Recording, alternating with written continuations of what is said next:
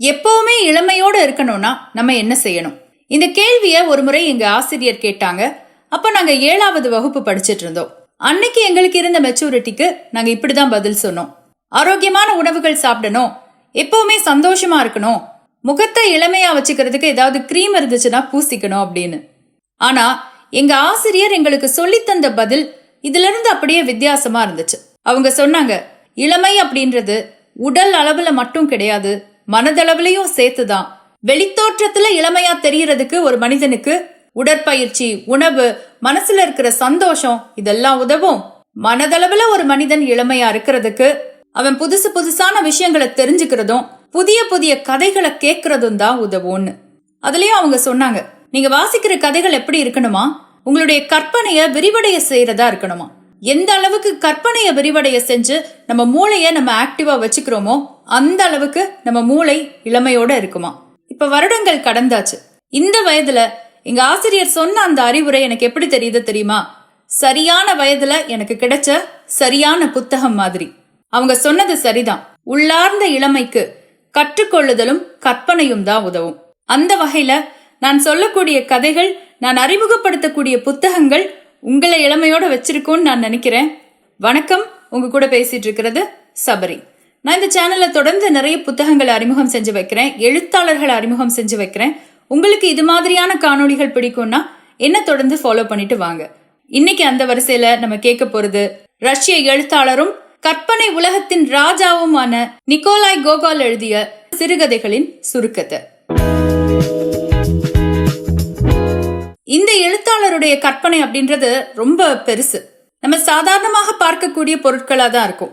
ஒரு நாற்காலியா இருக்கும், ஒரு ஓவர் கோட்டா இருக்கும், ஒரு மூக்கா இருக்கும். ஆனா இதெல்லாம் கூட இவரோட கதையில பேசும், நடக்கும், ஓடும். 2-3 கதைகள் வாசிச்சாலே போதும், குழந்தை பருவத்துக்கு போயிட்டு வந்த ஒரு உணர்வு ஏற்படும். அப்படிப்பட்ட கோகோலுடைய கதைகளை தான் இன்னைக்கு உங்களுக்கு அறிமுகம் செய்ய போறேன். இன்னைக்கு நான் உங்க கூட பகிர்ந்துக்க போற முதல் கதை தி போர்ட்ரைட், ஓவியம். ஒரு மாயாஜாலமான ஓவியம் ஒரு ஓவியருடைய கைக்கு கிடைக்குது. அது கிடைச்சதுக்கு பிறகு அவருடைய வாழ்க்கை எப்படியெல்லாம் மாறுதுங்கிறத இந்த கதை சொல்லும். கதையை சொல்றேன், கேளுங்க. இந்த கதையில ஒரு ஓவியர் வராரு. அவரோட பேரு சாட்கோ. ரொம்ப திறமையானவர். ஆனா அவருடைய திறமைக்கு அங்கீகாரமே கிடைக்கல. வறுமையில வாடிட்டு இருக்காரு. இப்படி இருக்கும்போது அவர் ஒரு கடைக்கு போறாரு. அந்த கடை பழைய பழைய ஓவியங்களை விற்கக்கூடிய கடை. அப்போ அந்த கடைக்கு போன பிறகு சார்கோ என்ன பண்றாரு, ஒரு வித்தியாசமான ஓவியத்தை அந்த கடையில பாக்குறாரு. அது எப்படிப்பட்ட ஓவியம்? ஒரு ஆசிய முதியவருடைய ஓவியம். அதோடைய கண்ணு பாத்தீங்கன்னா அப்படியே உயிரோட்டத்தோட இருக்கு. ஆனா என்னன்னு தெரியல, அந்த ஓவியம் குறைவான விலைக்கு விற்கப்படுது. இந்த ஓவியர் ஷாட்கோ அந்த ஓவியத்தை வாங்கிட்டு தன்னோட வீட்டுக்கு வந்துடுறாரு. இப்போ அந்த ஓவியத்தோட வீட்டுக்கு வந்தாச்சு, ஓவியத்தை வீட்டுல வச்சாச்சு. ஆனா அப்படி வச்ச பிறகு அந்த ஓவியத்துடைய கண்களில் உயிர் இருப்பதாக உணர்கிறார் ஷாட்கோ. அந்த கண்ணை பார்க்கும் போதெல்லாம் அது உயிருள்ள மனிதனுடைய கண் எப்படி அசையுதோ அதே மாதிரி அந்த ஓவியத்துல இருக்கிற கண்ணும் அசைகிற மாதிரி இவருக்கு தோணுது. அதோட அந்த ராத்திரி அவருக்கு ஒரு கனவு வேற வருது. அந்த கனவுல அவர் என்ன பாக்குறாரு, அந்த ஓவியத்துடைய சட்டத்துல இருந்து நிறைய தங்க காசுகள் கொட்டுவதை போன்று அந்த கனவுல பாக்குறாரு. மறுநாள் எழுந்திருச்சு பார்த்தா ஆச்சரியம் காத்திருக்கு. ஏன்னா அவர் கனவுல பார்த்த மாதிரியே அந்த ஓவியத்துடைய சட்டத்துல இருந்து நிறைய தங்க காசுகள் அவருக்கு கிடைக்குது. அது மட்டும் இல்ல, அதுக்கப்புறம் ஒரு சில ஓவியங்கள் வரைகிறாரு. அவருடைய திறமைப்படியோ ரசனைப்படியோ எல்லாம் அந்த ஓவியத்தை அவர் வரையவே இல்லை. கண்ணா பின்னான்னு ஏதோ ஓவியம் வரைகிறாரு. ஆனா அந்த ஓவியங்கள் வித்து போகுது. அந்த பணம் எந்த அளவுக்கு அதிகமா இருக்குது பாருங்க. அவருடைய வறுமையையே போக்குவதற்கும் ஆடம்பரமான வாழ்க்கையை அவருக்கு கொடுப்பதற்கும் அந்த பணம் போதுமானதா இருக்கு. அப்படி விற்கப்படுகிற ஓவியங்கள் புகழ்பெற்ற ஓவியராக அந்தஸ்தையும் கொடுக்குது ஷாட்கோவுக்கு. அவருக்கு நல்லாவே தெரியுது, அந்த ஓவியங்கள் எதுவுமே தன்னுடைய கலைத்திறமைக்கு அடையாளம் கிடையாது. ஆனா விலை போகுதே, பணத்தை சம்பாதித்து தருதே அப்படிங்கிறதுக்காக மறுபடியும் வரைகிறாரு. இப்படியே வருடங்கள் கடந்து போகுது. சில வருடங்களுக்கு பிறகு இந்த ஓவியரான ஷாட்கோவுக்கு அவருடைய நண்பரோடு பேசக்கூடிய வாய்ப்பு கிடைக்குது.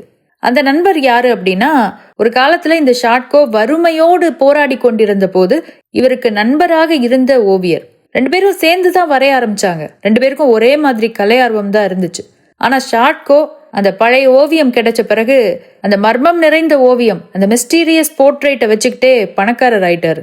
ஆனா அந்த ஓவியர் இத்தாலிக்கு போய் ஓவியத்தை பத்தி நிறைய படிச்சு கலை நுட்பம் நிறைந்த திறமையை பிரதிபலிக்கக்கூடிய நிறைய ஓவியங்களை வரையக்கூடிய ஓவியரா ஆயிட்டாரு. அதை பார்த்ததும் இந்த ஷாட்கோவுக்குள்ள ஒரு பொறாமை மேலிடுது. ஒரு கோபம், ஒரு விரக்தி. அந்த விரக்தி அவரை என்னெல்லாம் செய்ய தூண்டுது பாருங்க. நேரா ஒரு கடைக்கு போறாரு. கையில இருக்கிற எல்லா பணத்தையும் கொடுத்து அந்த உலகத்திலேயே சிறந்த ஓவியம் என்று கருதப்படுகிற ஓவியங்களை எல்லாம் வாங்குறாரு. வீட்டுக்கு கொண்டு வந்து அந்த ஒவ்வொரு ஓவியத்தையும் தன்னுடைய கையாலேயே அழிக்கிறாரு. யோசிச்சு பாருங்க, எந்த ஓவியருக்காவது இன்னொருவர் வரைந்த சிறந்த ஓவியத்தை அழிக்கக்கூடிய எண்ணம் வருமா? ஆனா ஷாட்கோவுக்கு வந்திருக்கு. காரணம் என்ன? காரணம் என்ன? நம்ம கேட்கிற மாதிரி ஷாட்கோவோட மனசுலயும் அந்த கேள்விகள் எழுந்துச்சு. அந்த ஓவியத்தையே பார்த்து பார்த்து, அதன் கண்களையே பார்த்து பார்த்து பைத்தியமாகி மரணம் அடைந்தார் ஷாட்கோ. இப்படியாக அந்த ஷாட்கோவை பற்றி ஒரு கதையை சொல்லிட்டு இந்த கதை மறுபடியும் தொடருது. அந்த ஓவியத்தின் பின்னணி என்ன? உண்மையாவே அந்த ஓவியத்தை யார் வரைஞ்சாங்க? அது எப்படிப்பட்ட ஓவியம் அப்படின்னு அந்த ஓவியத்துடைய மர்மத்தையும் இந்த கதை சேர்த்து சொல்லுது. அந்த ஓவியம் யாருடைய ஓவியம் தெரியுமா? கொலோம்னா பகுதியில் வாழ்ந்த ஒரு வட்டிக்காரரின் ஓவியம். ஈவு இறக்கமே இல்லாம பணத்தை வட்டிக்கு கொடுத்து ஏழை மக்களுடைய வட்டியை வாங்கி உண்டு கொண்டிருந்த ஒரு வட்டிக்காரருடைய ஓவியம் அது. அந்த வட்டிக்காரர்கிட்ட பணம் வாங்கின எல்லாருமே அழிஞ்சு போனாங்களாம். அவர் நினைச்சாராம், நம்ம சாவுக்கு பிறகும் உயிரோட இருக்கணும், சாவுக்கு பிறகும் ஏதாவது ஒரு வழியா வாழணும் அப்படின்னு. அதனாலேயே தன்னுடைய உருவப்படத்தை ஓவியமா வரைய சொன்னாராம். அவரோட மனசு எந்த அளவுக்கு தீமையால் நிறைந்தது பாருங்க. அந்த ஓவியத்தை வரைஞ்ச ஓவியர் செத்து போயிட்டாரு. அந்த ஓவியம் எங்கெல்லாம் போகுமோ அங்கெல்லாம் கெட்டது நடக்கும். ஆனாலும் அந்த ஓவியம் வாழ்ந்துதான் வருகிறது. ஒவ்வொரு ஏலத்திலும் அந்த ஓவியம் விலை போகிறது. விலை போகாத ஏலங்களில் அந்த ஓவியம் திருடப்படுகிறதுன்னு சொல்லி இந்த கதை முடியுது. இந்த கதை கேட்கறதுக்கு மாயாஜாலமான ஒரு கதை மாதிரி இருந்தாலும் இந்த கதை எல்லா மனிதர்களுக்கும் இருக்கக்கூடிய இரட்டை மனநிலைய சொல்லுது. இந்த இரட்டை மனநிலை எனக்கெல்லாம் தாராளமாவே உண்டு. இரண்டு விதமான வாழ்க்கை என்னை எப்பவுமே இழுத்துக்கிட்டே இருக்கும். ஒன்று, இந்த உலகத்துக்காக நான் வாழ நினைக்கிற வாழ்க்கை. இந்த உலகத்துல எப்படியெல்லாம் வாழ்ந்தா இந்த உலகம் வரவேற்குமோ, இந்த உலகத்துல எப்படியெல்லாம் வாழ்ந்தா அது பெருமையோ, அதை நோக்கி ஒரு பக்கம் போயிட்டே இருப்பேன். அந்த வாழ்க்கை என்னை இழுத்துக்கிட்டே இருக்கும். இன்னொன்னு, நான் எப்படி வாழ விரும்புறேனோ, என்னுடைய உள்ளார்ந்த மனது நான் எப்படி வாழணும்னு ஆசைப்படுதோ அந்த கவித்துவமான வாழ்க்கை, அது இந்த பக்கம் என்ன இழுத்துக்கிட்டே இருக்கும். இந்த ரெண்டுக்கும் நடுவுல நான் ஊஞ்சல் ஆடிக்கிட்டே இருப்பேன். இந்த ரப்பர் பேண்டுக்கு நடுவுல ஒரு தீக்குச்சை வச்சு இப்படி இழுத்து விட்டா அந்த தீக்குச்சி சுத்திக்கிட்டே இருக்கும்ல, அது மாதிரியான ஒரு சுழற்சி மனதுல இருந்துகிட்டே இருக்கும். எப்போ இந்த ரப்பர் பேண்ட் ரொம்ப இழுக்குதோ நான் அப்ப இந்த மாதிரியான கதைகளை வாசிச்சு பார்ப்பேன். இதனால தீர்வு கிடைக்கும்னு சொல்ல முடியாது, ஆனா ஏதோ ஒரு விதத்துல மனசு அமைதிப்படும். புரிஞ்சுச்சா? இனி ரெண்டாவது கதை, தி நெவ்ஸ்கி ப்ராஸ்பெக்ட். இத தமிழ்ல சொல்ல தெரியல, ஏன்னா இது ஒரு தெருவோட பேரு. இந்த ஒவ்வொரு கதைக்கும் ஒரு ஹீரோ இருப்பாங்கல்ல, அந்த மாதிரி இந்த கதையோட ஹீரோ ஒரு தெரு. அந்த தெருவோட பேரு தான் நெவ்ஸ்கி ப்ராஸ்பெக்ட். பணக்கார மனிதர்கள் வாழக்கூடிய அல்லது அந்தஸ்து மிகுந்த மனிதர்கள் வாழக்கூடிய தெரு. அந்த தெருவுல நடக்கக்கூடிய சம்பவங்களை அடிப்படையா வச்சுதான் இந்த கதையை எழுதப்பட்டிருக்கும். கதையை சொல்றேன் கேளுங்க. அது செயின்ட் பீட்டர்ஸ்பர்க் நகருடைய மைய பகுதியில் இருக்கக்கூடிய தெரு. பணக்காரர்களும் அந்தஸ்து மிகுந்தவர்களும் வாழக்கூடிய தெரு. பெரிய பெரிய கடைகள், பெரிய பெரிய வீடுகள். அந்த தெருவை பார்த்தாலே பிரமிப்பா இருக்குமா. அந்த தெருவுல 2 நபர்கள் வாழ்ந்து வர்றாங்க. அதுல ஒருத்தர் ஓவியர், இன்னொருத்தர் ராணுவ அதிகாரி. இந்த ஓவியரும் ராணுவ அதிகாரியும் வெவ்வேறு பெண்கள் மீது காதல் வயப்படுறாங்க. இந்த ஓவியர் பாத்தீங்கன்னா ஒரு பெண்ணால கவரப்படுறாரு. அவளோட கருப்பு கூந்தலை பார்த்து அவர் ஈர்க்கப்படுறாரு. அந்த பெண் ஒரு தெய்வீகமான பெண் அப்படின்னு மனசுக்குள்ள ஆராதிக்கிறாரு. ஆனா ஒரு நாள் அவருக்கு ஒரு உண்மை தெரிய வருது. அந்த பெண் ஒரு விலைமாது அப்படின்ற விஷயம் அவருக்கு தெரிய வருது. அந்த உண்மை தெரிந்ததுமே நிலைகுலைந்து போறாரு. அவரால் அந்த உண்மையை ஏத்துக்கவே முடியல. இல்ல இவன் நல்ல பெண் தான், நல்ல பெண் தான் அப்படின்னு தன்னோட மனசை தானே தேத்திக்கிறாரு. அவளை நல்லவளாக கற்பனை செய்வதற்காகவே அபின் எனப்படும் போதை மருந்தை எடுத்துக்கிறாரு. அவருடைய நடை தளருது, கை நடுங்குது, உருவம் மாறுது. அந்த போதை பழக்கத்துக்கு அவர் அடிமையாவே ஆகுறாரு. இறுதியாக ஒரு கட்டத்துல முடிவு செய்யறாரு, விலை மாதுவாவே கூட இருந்தா என்ன, நம்ம அவளை போய் பெண் கேட்கலாம் நினைச்சிட்டு அவகிட்ட போய் கேட்கிறாரு, என்ன திருமணம் செஞ்சுக்கிறியா, நான் உன்னை விரும்புறேன். ஆனா அந்த பெண் என்ன சொன்னா தெரியுமா? அவரை ஏளனப்படுத்தி அந்த இடத்திலிருந்து அனுப்பி விடுகிறாள்.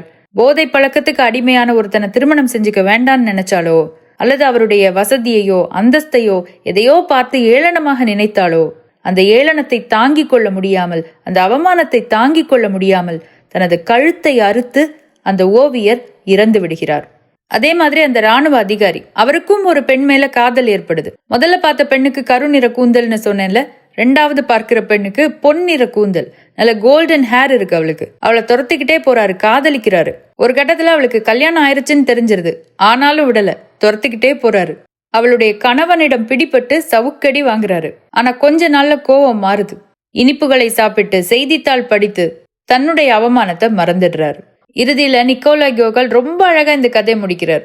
இந்த தெரு மிகவும் போலித்தனமான ஒன்றாக இருக்கிறது. சாத்தானே நேரில் வந்து எல்லாவற்றையும் பொய்யாக காட்டும் ஒரு தெருவாக இந்த நெவ்ஸ்கி ப்ராஸ்பெக்ட் இருக்கிறது அப்படின்னு.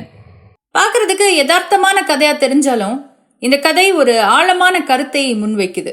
பெரும்பாலான நேரங்களில் நகர வாழ்க்கை எவ்வளவு நவீனமாக நம்ம ஈர்ப்பதாக இருந்தாலும் அதன் ஒவ்வொரு சந்துக்கு பின்னும் எத்தனையோ அவமானங்களும் எத்தனையோ தோல்விகளும் எத்தனையோ மன முறிவுகளும் ஒளிந்துள்ளன அப்படின்றத இந்த கதை சொல்லாம சொல்லிடுது. இப்ப அடுத்த 3வது கதை. இந்த கதையோட தலைப்பு ரொம்ப பெருசு. The Tale of How Ivan Ivanovich Quarreled with Ivan Nikiforovich. ரொம்ப பெருசா இருக்குல்ல. இதுவும் 2 இளைஞர்களை பற்றிய கதை. 2 இளைஞர்களுக்கு நடுவுல இருக்கக்கூடிய நட்பு ஒரு சின்ன செருக்கால, அதாவது ஈகோவால எப்படி பாதிக்கப்படுது அப்படிங்கறத இந்த கதை சொல்லும். கதையை சொல்றேன் கேளுங்க. இந்த கதையில 2 நண்பர்கள் இருக்காங்க. ஒருத்தரோட பேரு ஐவன் இவனோவிச், இன்னொருத்தரோட பேரு ஐவன் நிகிஃபோரோவிச். இந்த 2 பேரும் நெருங்கிய நண்பர்கள். 2 பேரோட வீடுமே பக்கத்துல தான் இருந்துச்சு. ஒரு நாள் கூட அவங்க 2 பேரும் பேசாம இருந்ததே கிடையாது. அந்த அளவுக்கு நெருக்கமான நண்பர்கள். இப்படி இருக்கும்போது ஒரு நாள் இந்த இவனோவிச் அப்படின்றவரு நிகிஃபோரோவிச் கிட்ட, உன்கிட்ட இருக்கிற துப்பாக்கியை எனக்கு கொடு அப்படின்னு கேக்குறாரு. அதுக்கு அந்த நிகிஃபோரோவிச் என்ன பதில் சொல்லியிருக்கணும்? ஒன்னு இந்தா வச்சுக்கோன்னு சொல்லியிருக்கணும், அல்லது தர முடியாதுன்னு சொல்லியிருக்கணும். ஆனா அவரு இந்த 2 பதிலையும் சொல்ல மாட்டாரு. மாறா, நான் எதுக்கு உனக்கு சும்மா துப்பாக்கி தரணும்? நீ வேணா பதிலுக்கு எனக்கு ஏதாவது தாயேன். உன்கிட்ட ஒரு பழைய கோழி குண்டு வச்சிருக்கியே, அதையாவது தாயேன் அப்படின்னு கேக்குறாரு. இதை கேட்டதும் இவனோவிச்சுக்கு முகம் சுருங்கி போயிருது. தரமாட்டேன்னு சொல்லியிருந்தா கூட பரவாயில்ல, வேணும்னா அந்த பழைய கோழி குண்டை தான்னு சொல்றாரு. அப்படின்னா நம்ம கிட்ட இந்த கோழி குண்டை தவிர வேற எதுவுமே இல்லைன்ற அர்த்தத்துக்கு சொல்றாரா, அல்லது நம்ம கிட்ட இருக்கிற கோழி குண்டு கூட பழசாதான் இருக்குன்னு சொல்றாரா அப்படின்னு தோணிடுச்சு இவருக்கு. நம்மள இவன் இலக்காரமா பேசிட்டான்ல, நம்ம இவனை ஏதாவது பேசணும் அப்படின்னு நினைச்சிட்டு தகாத ஒரு வார்த்தையில் தனது நண்பனை அழைக்கிறாரு. அதை கேட்டதும் நிகிஃபோரோவிச்சுக்கு முகம் அப்படி சுண்டி போயிருது. ஏன்னா இதுவரைக்கும் தன்னுடைய நண்பன் இது மாதிரியான வார்த்தைகளை தன்னை பார்த்து பயன்படுத்தினது இல்ல. இப்படி பேசிட்டானே அப்படின்னு வருத்தம். மறுபடி இவரும் அவரை கடுமையான வார்த்தையில பேசுறாரு. அப்புறம் என்ன, இவர் பேச அவர் பேச, இவர் பேச அவர் பேசன்னு சண்டை முத்தி போயிடுது. எப்ப பார்த்தாலும் 2 பேருக்கு நடுவுலயும் வாக்குவாதம் தான். அந்த வாக்குவாதம் எந்த அளவுக்கு போயிருச்சுன்னு பாத்தீங்கன்னா, நீதிமன்றத்துக்கு போய் 2 பேருக்கு நடுவுல இருக்கிற பிரச்சனையும் தீர்த்துக்கிற அளவுக்கு மோசமா போயிருச்சு. இறுதியாக இந்த ஆசிரியர் எப்படி கதையை முடிக்கிறாரு? 2 பேருமே நீதிமன்றத்துக்கு அலைந்து கொண்டே இருந்தார்கள். தனக்கு சாதகமாக தீர்ப்பு வரும் என்றும் தன் பக்கம் தவறு இல்லை என்றும் தீவிரமாக நம்பினார்கள் அப்படின்னு. இருக்கிறதுலயே ரொம்ப மோசமான விஷயம் ஈகோங்க. 2 நண்பர்களுக்கு நடுவுல அல்லது 2 உறவுகளுக்கு நடுவுல எது வந்தாலும் சமாளிச்சிடலாம். ஆனா இந்த ஈகோ வந்துச்சு வச்சு செஞ்சிடும்.